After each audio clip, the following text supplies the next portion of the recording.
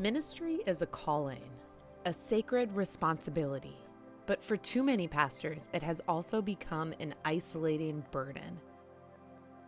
Because the statistics say that most pastors experience loneliness, isolation, and misunderstanding. I have experienced all those things. If our Christian life and our priesthood and our parish ministry becomes self-draining, then we're doing something wrong. It's not isolating, we allow it to become isolating. And when we allow it to become isolating and self-draining, then we have to step back and reflect that we're doing something that's not right, and we have to make a correction on that. Loneliness, exhaustion, the pressure to be everything to everyone. A battle to balance work and a personal life. This is the weight many pastors carry every day, and yet they are often the last to ask for help. But it's easier to take care of someone else than it is to take care of ourselves. And that impacts not only us, but that impacts the people that we serve, because you're now serving and you're not at 100%. What burnout looks like in the pastoral role is simply unrealistic expectations. People want the pastor to be all things to all people. People want us to be great preachers, great teachers. They want us to be present in every moment, understand every situation. You're carrying a lot of weight and burden and concerns that you have, not only just the health concerns of the people in your community, but how do we manage doing everything? There's the physical energy that you expend. There's the mental energy that you expend. There's the emotional energy that you expend. There's just so much that comes out, and if no one is ever pouring back in, that's how pastors become empty. This is a very demanding role because there's no punch in, punch out. 24 hours a day on call. The statistics confirm what so many already know. Pastors are burning out at alarming rates. The expectations never stop, and in the quiet moments, many wonder, how long can I keep going? You can be lonely, you can be hard on yourself. There's opportunities for depression to set in. I became a full-time pastor, and it was immediately isolating. Felt like they could no longer interact with me. They felt like I'm this holier than thou person, or now I'm on a different level, and there was just this sense of not connecting. It's really interesting in that most people assume that priests are all friends with each other, but they're so involved in their own parishes, so weighed down by the burdens of ministry, that they might not know the priest who's down the street from them.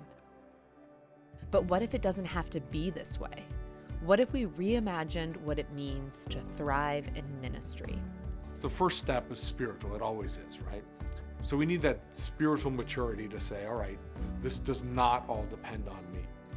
You really have to carve that time out for yourself. It will not happen for you. We will not get the ebb and flow to our life unless we create it. We tried to say, how can we incorporate this into your life? They were walking and saying all their prayers. Father Joe was on the elliptical and he measured it in decades of the rosary to figure out, how long he was going to go that day. They actually found ways to be more productive so that they weren't accomplishing less work, but they did have more time for themselves. Think of, in a sense, compound interest for all of the fruit that's going to be there. And every little bit makes a big change. Across the country, pastors are finding new ways to reclaim their well-being through community and by setting boundaries and prioritizing their own spiritual and emotional health. So I think that there are 4 things that everyone should do. 1, we should exercise. 2, we should spend time in devotion and prayer. 3, we should have a hobby, something that inspires creativity. But then I think that the 4th thing I think is absolutely important that every pastor, I think every professional should have, is someone who you can talk to. Someone who loves you enough to give you the space to be completely open and honest without judgment, and would tell you how you can maybe improve what you may not want to hear but need to hear. But I think that that is important. Every pastor ought to have a therapist. And it's because you go through so many ups and downs in your own life. And now you have congregations who are bringing you all of their issues with the expectation that you'll fix it. I started to block off a couple hours in the afternoon for myself. So if I want to go for a walk, I can. If I need to take a nap, I can. If I have to catch up on something, or if there's a genuine emergency, it's there.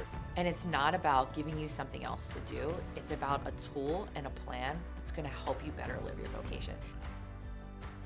Thriving in ministry isn't about avoiding challenges. It's about knowing you're not alone while facing them. It's about having a network of support, people who understand, people who remind you that you are more than the work you do. My work team really became family, and no one quite understood what it was to have to keep coming into the office every single day. And so we kind of really rallied around each other and ended up really encouraging one another and spurring one another on. Having colleagues to go to talk things through with, to even share concerns with, it's been a tremendous resource for me. Friendship, accountability, honest conversations. These aren't luxuries in ministry, they're lifelines. They are the difference between burning out and pressing forward with renewed strength. The cohort, we're still connected. We have each other on Facebook, on Instagram. We send each other random messages. We've ministered in each other's churches sometimes. I was assigned a coach, and she was so helpful to me in that time and leading me and guiding me. Ministry will always demand much from those who serve, but the difference between exhaustion and endurance is how we care for ourselves and one another. So to every pastor watching this, your work matters, but so do you. You don't have to do this alone. You deserve to rest. God wants you to rest. And when you're on a wellness journey, you are so much better able to share all the gifts that He gives you. Build your village. Find your mentor and be one to someone else. Invest in your well-being, because ministry is not just about serving, it's about thriving together.